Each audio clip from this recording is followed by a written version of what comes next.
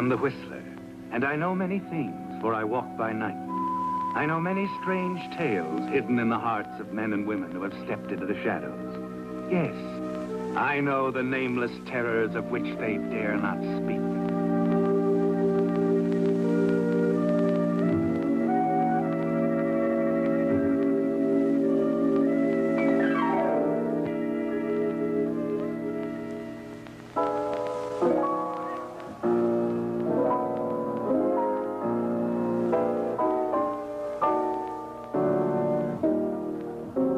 A few moments before, the music had seemed pure magic to Carl. Now it was discordant, meaningless, only heightening his despondency.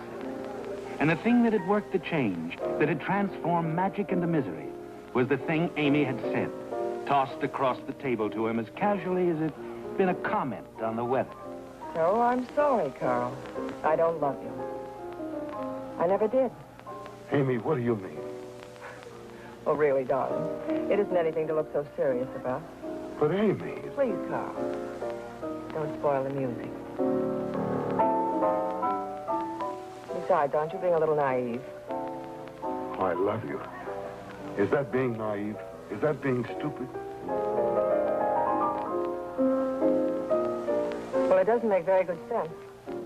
Anyway, Arnold's coming home tomorrow, and that's that. What? He wired from San Francisco this morning. Aren't you just a little worried about him? Why? Oh. I see.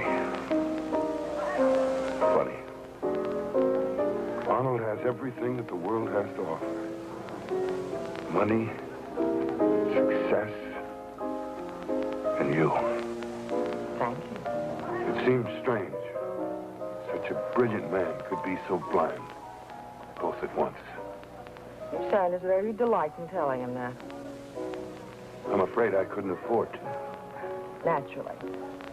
I think Arnold might resent it a little if he knew his chauffeur were romantically interested in his wife. And that puts me in my place quite nicely. It was meant to. Now, suppose you run out and get the car. I want to talk to the piano player for a moment. It's all clearly defined now, isn't it, Carl? And you're back in your place. You were too eager, anxious, too blinded to see that Amy was only playing a game, amusing herself at your expense. But it's all over now, isn't it? And everything is just as it was when you first came to the house a year ago, and her husband Arnold had hired you. That at least remains clear in your mind, doesn't it? Very clear. Carl, I think you'll work out just fine. I've thought for some time we should have a chauffeur. I understand you're a master mechanic and an excellent driver. That's right, Mr. Pearson. Of course, I'm hiring you principally because of Mrs. Pearson. Oh? Yes, she's a very impetuous woman. Inclined to be reckless. She's had 2 accidents now, rather narrow escapes. I'll feel much safer if she has a chauffeur. Well, of course. I may as well tell you this now, Carl. You'll find it out for yourself sooner or later anyway. Mrs. Pearson becomes upset very easily. Emotionally rather unstable. When she's troubled, she has a strange habit of taking the car out and driving like the wind. Well, I'm afraid I don't understand, sir. Well, neither do I, frankly. Somehow it seems to cool her down and quiet her nerves. I hope that with you here, she'll find some less dangerous antidote for these, explosions of hers. I'll drive Mrs. Pearson wherever and whenever she wants. Good. Then it's settled. The job is yours. Thank you, sir. As far as I'm concerned, a prison record means absolutely nothing. If a man is willing to profit by his mistakes, and you'll have every chance to make good. Thank you, sir. Yes, Carl, you're back in your place. Right where you were the day Arnold Pearson hired you. Fresh out of state prison. A whole year gone by. You've always resented Arnold, haven't you? Because he's so sure of himself. Because he has everything, and you have nothing.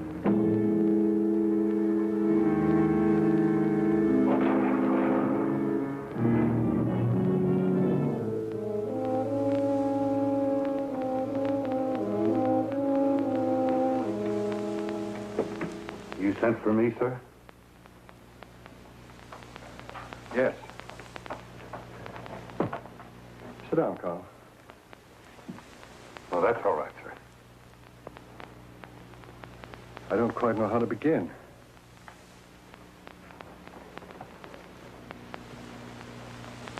Something rather unpleasant has been called to my attention.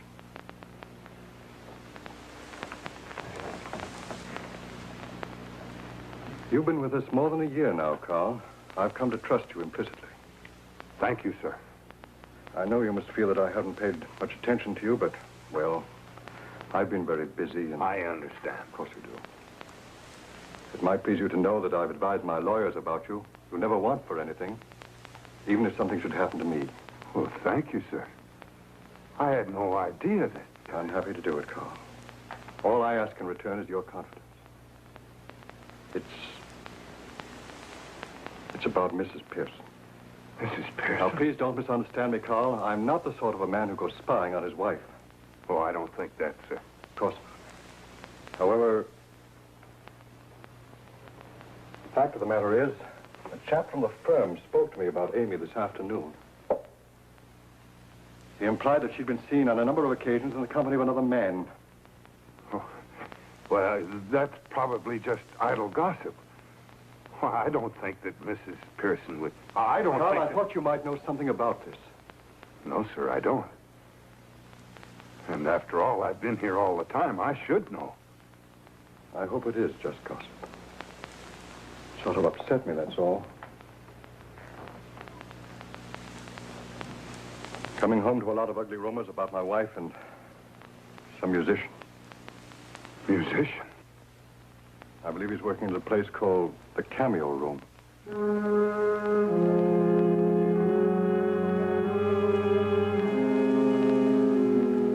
The information that Arnold Pearson has conveyed hits you like an electric shock, doesn't it, Carl? Makes you realize how Amy has used you. Explains with a very different reason all those evenings she had you spend with her at the Cameo Room. You're certain now that the reason was Terry Larkin, the piano player.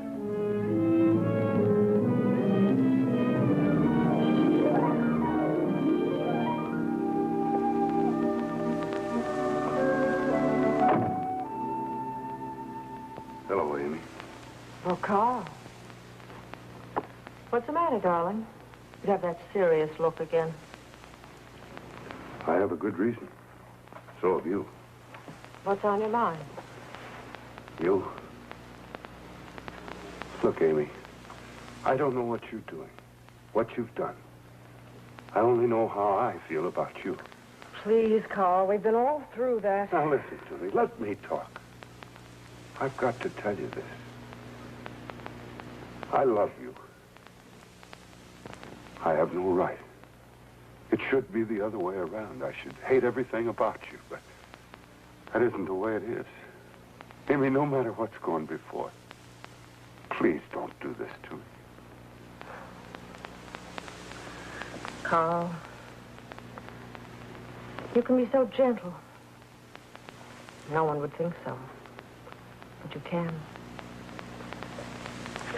You're interesting, Carl. Like a book. Only I think people in real life are much more interesting than those in books. Don't you? Interesting. Interesting is just a word. Love is an emotion. I'm not in the mood, Carl. Besides, my actions are no longer your concern. I thought we settled all that. It isn't settled.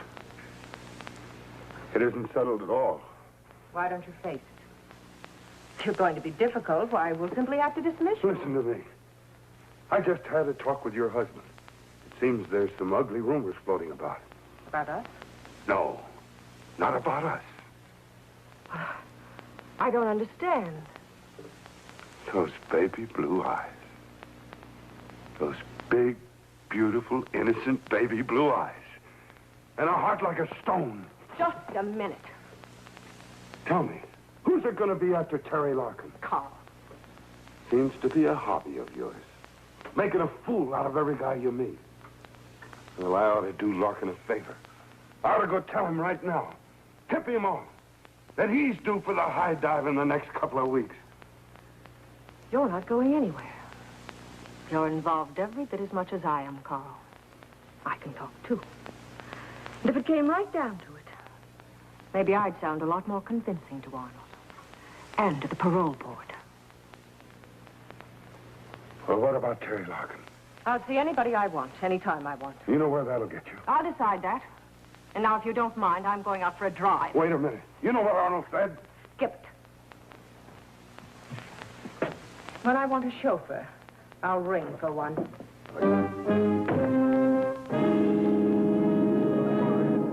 The break between you and Amy is out in the open now, isn't it? And in the week that follows, she makes that quite plain to you. Seems to enjoy every moment of it.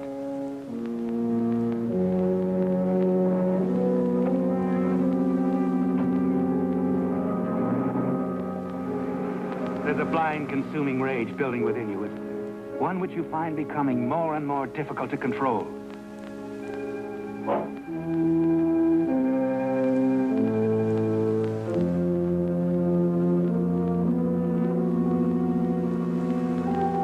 As far as Amy is concerned, you simply cease to exist.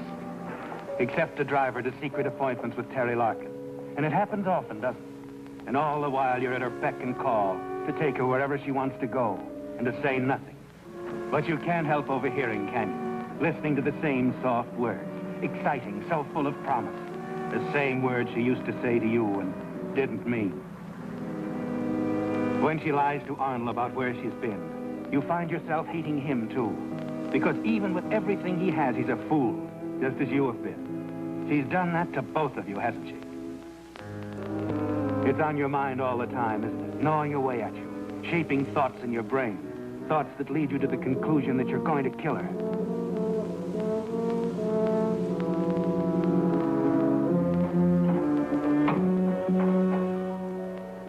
Now, don't think you'll have any squeaks on over now. Now, let's see. Did I check that mileage? Yes, you put the sticker on the inside of the door frame. Oh, yeah. Oh, by the way, you'd better keep an eye on that speedometer. According to our records, you ran over a little bit this time. You mean you keep an exact mileage record? Oh, sure. Comes in handy sometimes. Yes, it certainly must. It happens suddenly, doesn't it? A chance remark by the garage mechanic. Keep your eye on the speedometer, he said. It stirs something within you, doesn't it? A bare flicker of thought, and it grows, fanned by the hatred you feel. It begins to emerge as a plan. I'll, keep an eye on the speedometer.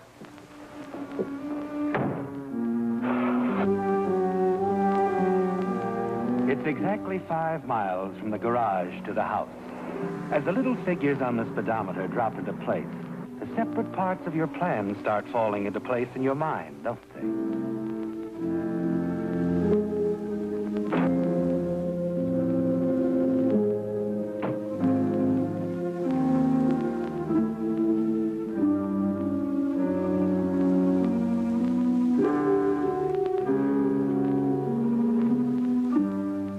You've made up your mind, haven't you? Know exactly what you must do, and you're certain you'll get away with it.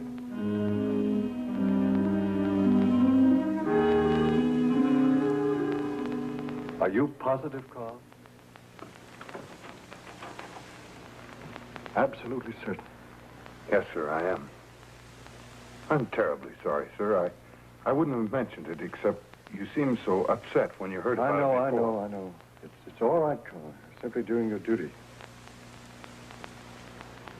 Where is Mrs. Pearson now? She's downstairs. Do you want me to tell her that you want to see her? No, never mind. I'll have Martha call in a moment. But Martha's taken the afternoon off. Oh, yes, of course. Would you tell Mrs. Pearson? Yes, sir. And Carl? Yes, sir. Thanks very much. You've been most loyal.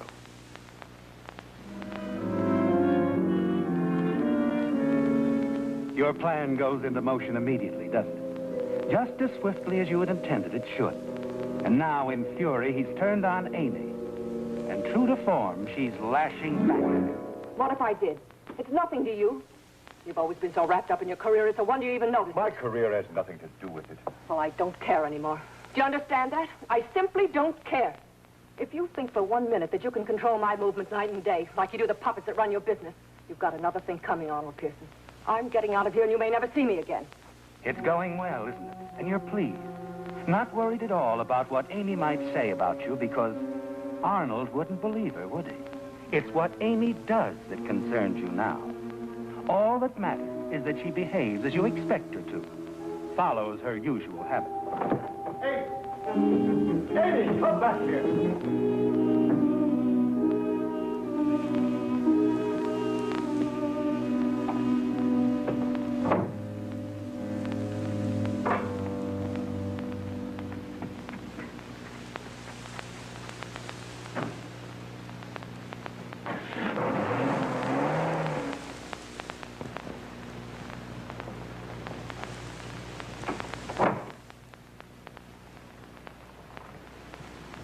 You called.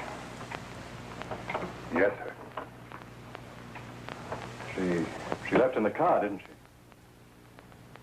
I was hoping you wouldn't let her do that. Mrs. Pearson does very much as she pleases. Now, wait a minute, Carl. Not only with you, Arnold, but with me, too. That's quite enough, Carl. You'll do well to drop the matter right here. Forget all about it. I'll attend to my affairs in my own... Going to do.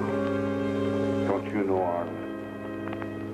Haven't you any idea at all? It's the timing now that you're concerned with. And it's very important, isn't it? Yes. Your entire plan depends on the way things fall into place on schedule. If Martha arrives home from the movie before 8, everything is ruined.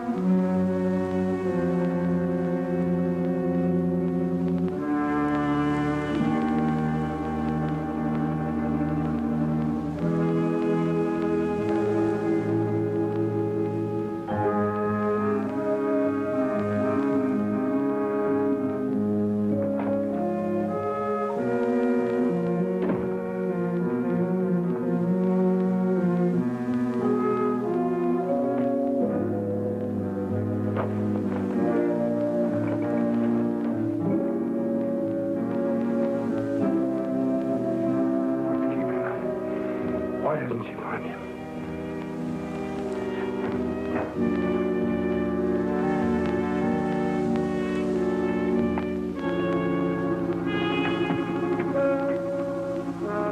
It's all you can do to keep from going in there, isn't it?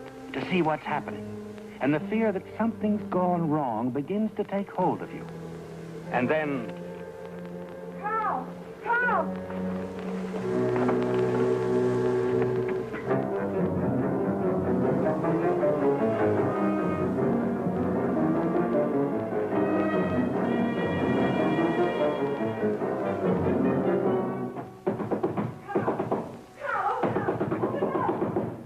Wait a minute. Carl, it's terrible. What's the matter? I just can't believe it. Oh, that awful, awful woman. Mr. Pearson's dead. What? She killed him. I know this would happen sooner or later. I always knew there was some doubt about her first husband's death. I tell you, she's a killer. Well, where is he? In his study, on the floor. She's in her room. I don't think she heard me. She's packing. We've got to call the police.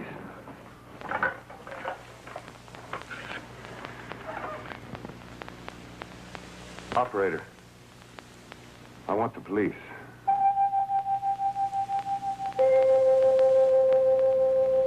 It's a stroke of luck, isn't it? Much better that Martha discovered Arnold.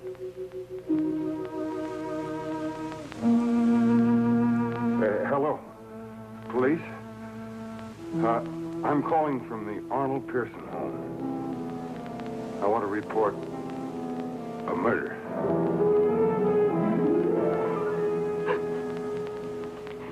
It's terrible. Poor Mr. Pearson. It's hard to believe she could do it. That's what I've been thinking. That's a pretty powerful blow for a woman. She could do it, Lieutenant. She could do anything when she's crazy mad that way. So, after it's over, she bustles about her room, taking her time while her husband's dead here in the study. Does that seem right to you, Carl? Well, it does seem odd, Lieutenant, but That's putting it mildly. Let's go see her. Oh, wait a minute.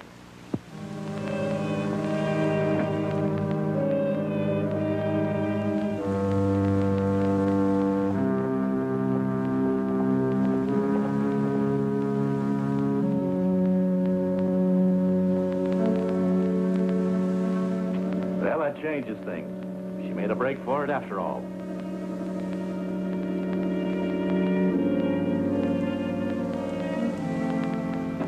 You've been a little foolish, don't you think, Miss Pearson? I have a right to do as I please in my own house. That's an interesting attitude for the moment. I think you might explain what this is all about. Why there are police officers all over the place. I was just about to ask you to do a little explaining. I haven't a thing to say. I see. Martha, you told me you were out of the house at the movie all afternoon. That's right. I just got off the bus a half an hour ago and walked up to the house. Then I ran out to Carl's rooms over the garage. All right. And you, Carl? it's like I told you. I'd had the car lubricated, drove home, arrived just before Martha. Then you were out with the car practically all afternoon. That's right. What did you say, Carl? I said I'd been out with the car all afternoon. I drove straight home. Nothing wrong with that, is there, Mrs. Pearson? Why, I don't know what to say. If there's any question, Lieutenant, you can check the mileage on the speedometer. Compare it with the service tag in the door frame. That's an idea. Now, Mrs. Pearson? Why, yes. Yes, of course. Carl's telling the truth. He was out in the car. I've been here all afternoon. Well, Mrs. Pearson, I hardly expected it to be this simple.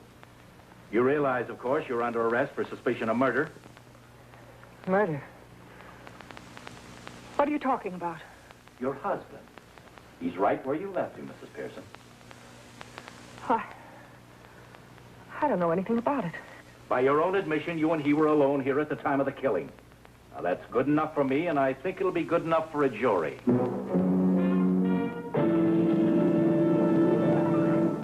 It's strange, fantastic, isn't it, Carl? Hard to believe that Amy would talk herself into your trap so easily. Yes, she's walked right into it, and the case against her seems airtight. But as you try to relax...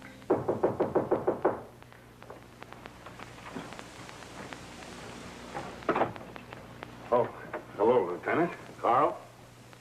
Where is she? Down at headquarters. Oh, Carl, I suppose you realize that we know about your record. well, of course. But what's that got to do with this? I got a telephone call a few minutes ago that knocked me off my pins.